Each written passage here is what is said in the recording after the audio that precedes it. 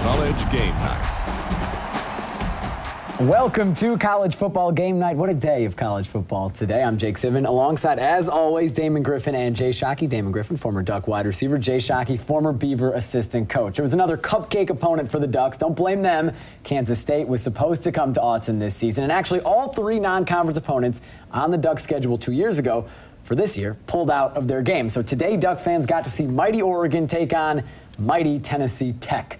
The Golden Eagles from the Ohio Valley Conference coming into Autzen and, as expected, overmatched. But they started off just like Missouri State did, an FCS team last year, started off pretty well. Tennessee Tech punting. D'Anthony Thomas doesn't want to field it, but doesn't get out of the way, and it bounces off him. It's a fumble. It's recovered by Tennessee Tech. That's D'Anthony's fault, right, Damon? No question. He has to call Peter, get the other guys away. The other guys are looking for what is the Peter call.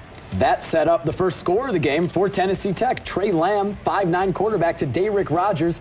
Rogers will take it in for a touchdown. Dayrick Rogers was the leading receiver in the SEC last year for Tennessee. Got kicked out of school after failing some drug tests. Transferred to Tennessee Tech. He puts Tennessee Tech up 7-0, but that was about all we'd hear from Dayrick Rogers. The Ducks got going offensively. Marcus Mariota finds Daryl Hawkins inside the 5, inside the 1 actually, setting up a very easy touchdown run for Kenyon Barner. Barner would punch it in from about a yard out. He gets a lot of touchdowns like that. He has so far this season. He'll take it. 7-7. Ducks tie the game up. Then it became the D'Anthony Thomas show. D'Anthony takes the handoff, running left, splits between two guys, and is gone 59 yards for a touchdown. That ability to just get in between those two defenders, so impressive. He is starting to take himself to an elite level. His agility, his speed, but I think more importantly, his vision right now is really separating himself from all other players on the team. I don't know if there's anybody that can accelerate like he can. And certainly no one that can catch him. We'll see that again here. It was 14-7 after that touchdown. D'Anthony trying to make it 21-7. Look at this cutback inside the 10.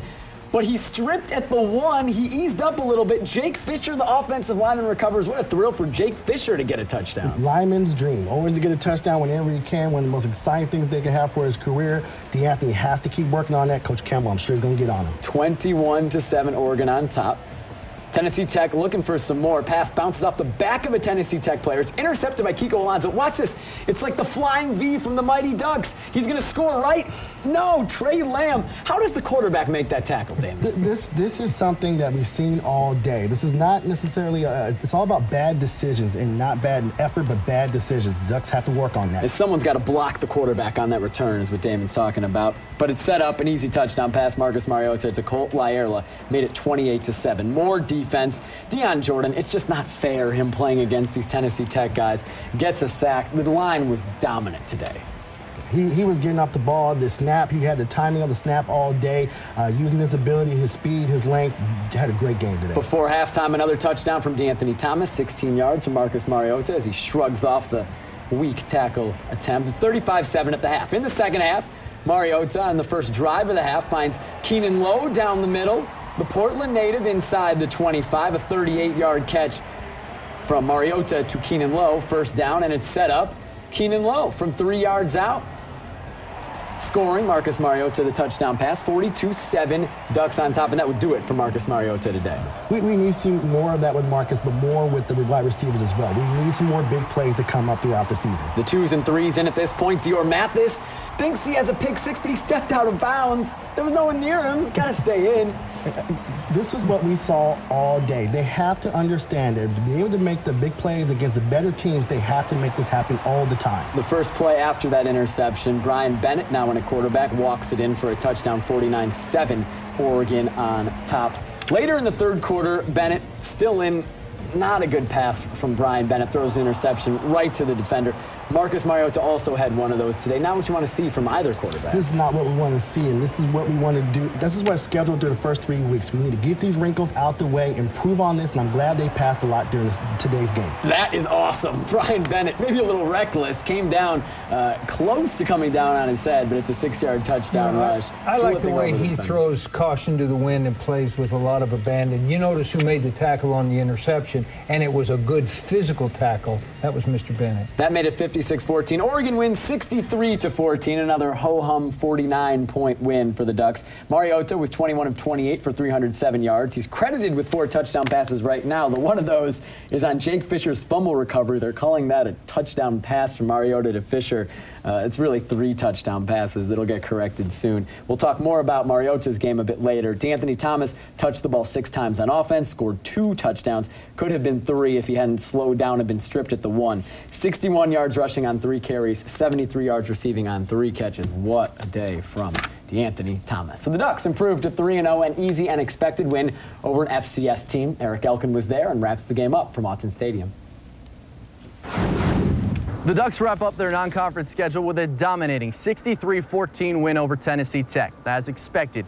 But what was different in this one was the defense. Oregon allowed just 177 total yards of offense, and the Ducks got off the field, holding Tennessee Tech to just 1 for 17 on 3rd downs. I definitely think we performed way better in the second half than the first 2 games.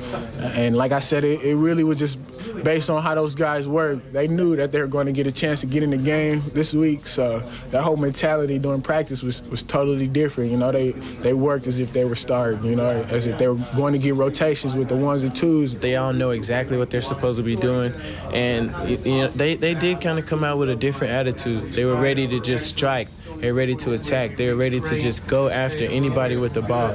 And doing that on defense, you become successful. In the first half, the leader for the Ducks was Dion Jordan. 5 total tackles, including a sack and 2 tackles for loss. I think Dion has really developed into a special player, and you know, where he's come from 5 years ago when he was a wide receiver in this program to now being a dominant defensive player, I think, in the country. And the one thing I see out of Dion is what I see out of him in practice every day. That's how he practices.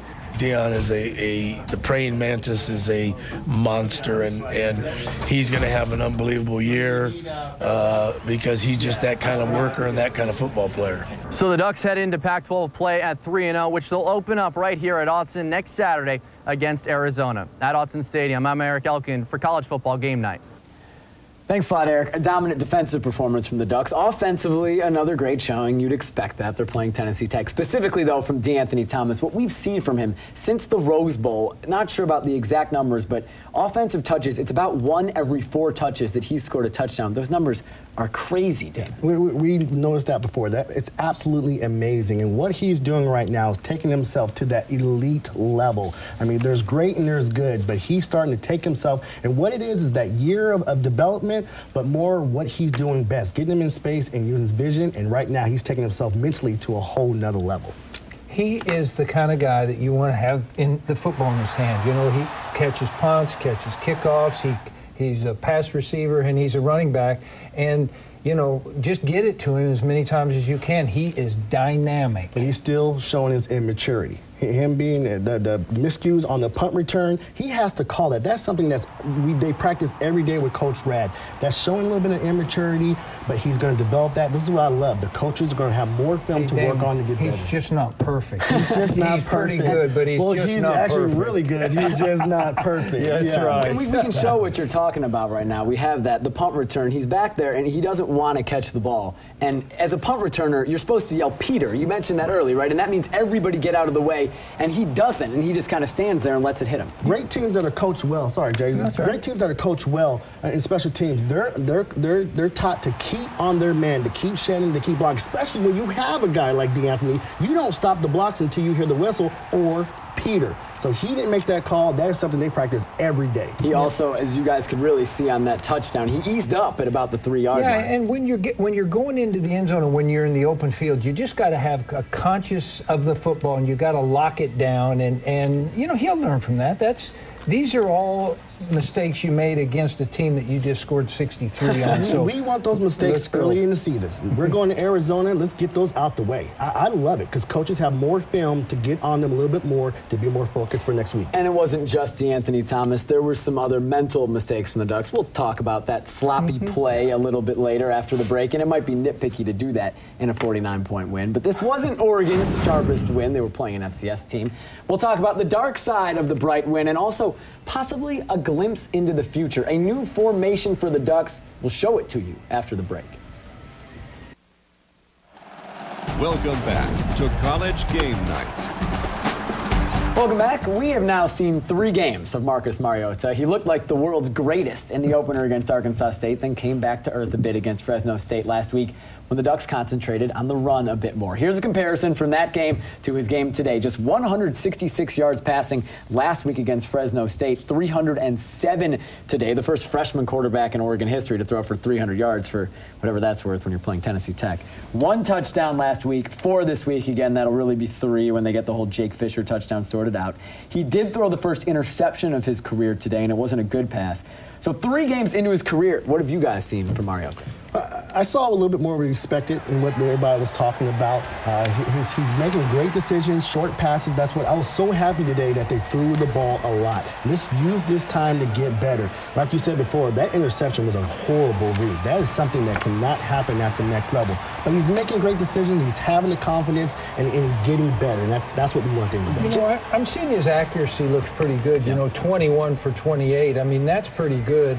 And he's making good decisions most of the time. He's getting the ball to his playmakers, you know, and he's a dual threat when he gets out. They really like that little bootleg on the goal line and hit the tight end. So, you know, when he's out in space, run or pass, he is dangerous. He almost scored that one time going around the end. He stepped out of bounds. He still is a deadly weapon. He's only going to develop more confidence as time goes on. And it was thought possibly that it was still going to be a quarterback battle in these first 3 games between Marcus Mariota and Brian Bennett. That, of course, did not happen. It's all Marcus's, but we know that. But a very interesting point came in this game in the second quarter. It was a play that didn't count because of a penalty. But check this out.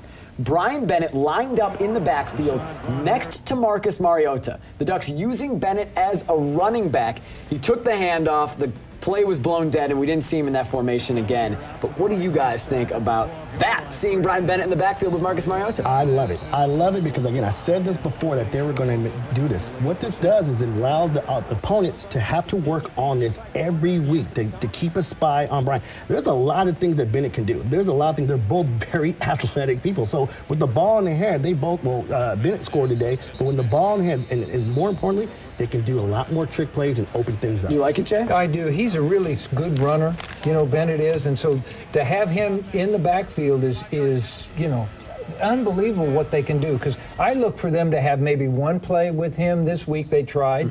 I look for them to maybe run 2 or 3 next week, maybe 3 or 4. They have, you know, that's just one more thing the defense has to do because he's also a pretty good passer, too. Remember, these guys are 6'2", 6'3". Don't forget that. These guys can jump up and go get the ball.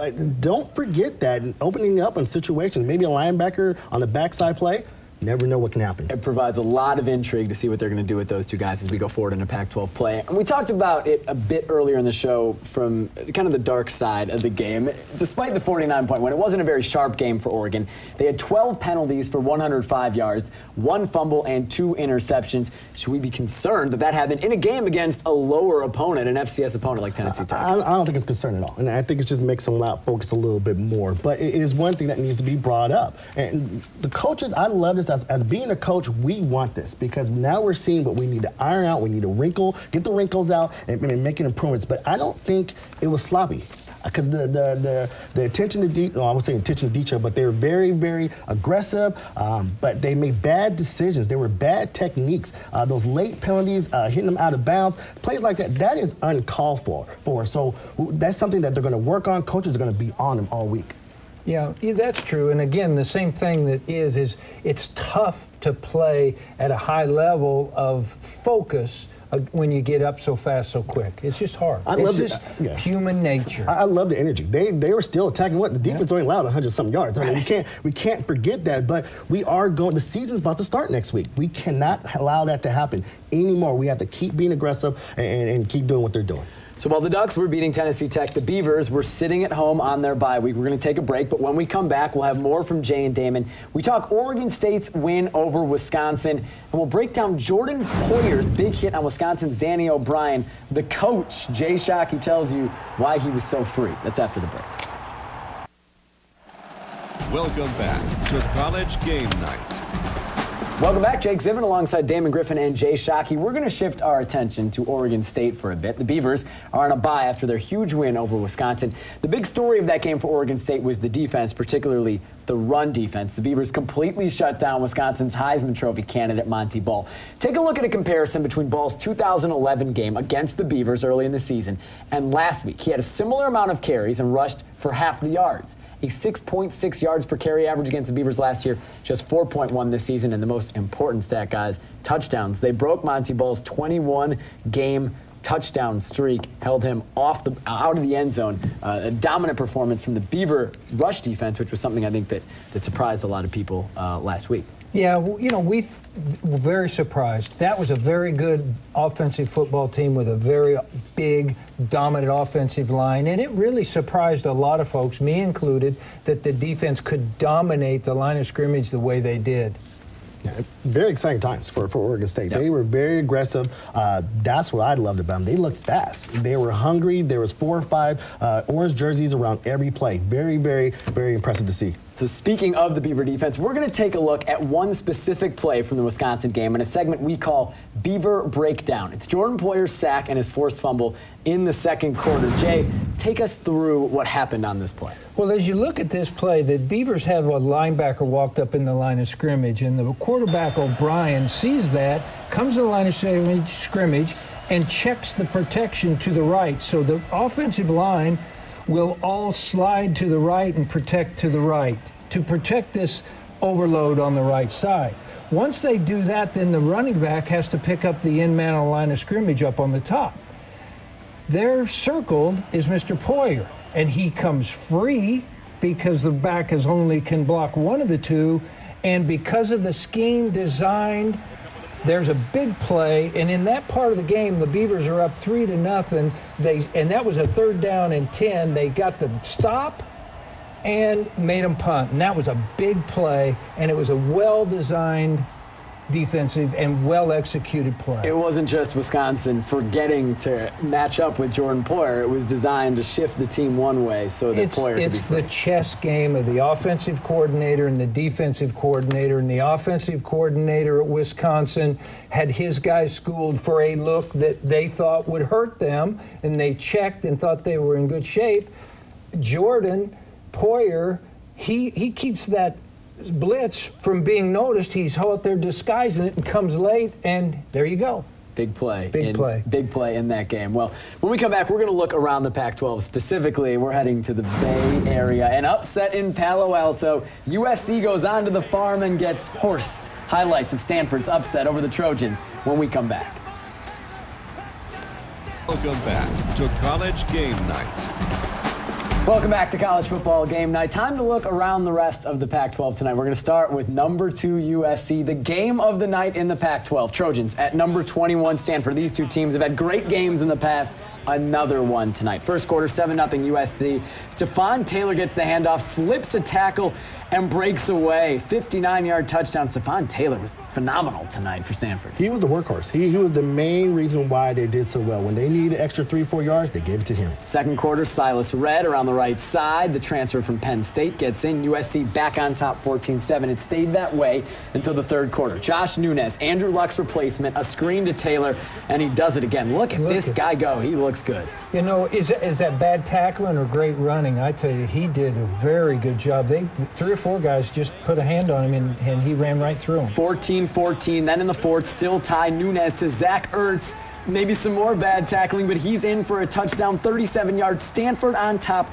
21-14. So there's one more chance for USC. This is fourth and long, or that was a sack on 3rd and long with under a minute to go. So it sets up 4th and 40 with about 15 seconds left. It's a Hail Mary to try to get a first down to keep the game going. Incomplete. Stanford beats USC, shakes up the Pac-12, 21-14. And that's 4 years in a row, correct? Correct. Unbelievable from the Cardinal. California, a great game at number 12 Ohio State. Third quarter, Cal's down 20-7. This is probably the best run in the Pac-12 this season. Brandon Bigelow staying on his feet. I think he did 2 spin moves. 81-yard touchdown for Bigelow. Cal down 20-14. Later in the fourth, it's a 7-point game, 28-21 OSU. Bigelow again 59 yards. He only carried the ball 3 times in this game. It's like DeAnthony Thomas. 3 carries, 2 touchdowns, score tied at 28. Under 4 minutes to play, the game is still tied, and Braxton Miller will complete a 72-yard touchdown to a way too wide open Devin Smith. Ohio State beats Cal 35-28. Here's a look at their other games around the Pac-12 tonight. Arizona State back down to earth, losing to Missouri. Utah, BYU are tied. Colorado gets destroyed by Fresno State. Wow. Arizona up on South Carolina State. Washington beats Portland State, and UCLA up on Houston. Guys, really quick, Stanford, USC, thoughts on that shocking result? Exactly what I was saying. They need to get through, Oregon has to get through these bad decisions and make improvements, and because, again, Pac-12 is about to start. Final thoughts on that game, Jay? It can happen to anybody. Stanford's a good football team. There's a lot of good football teams in the Pac-12. Next week, Oregon State, UCLA, 12:30 on ABC. For Damon Griffin, I'm Jay Shockey. See you next week. Have a good night.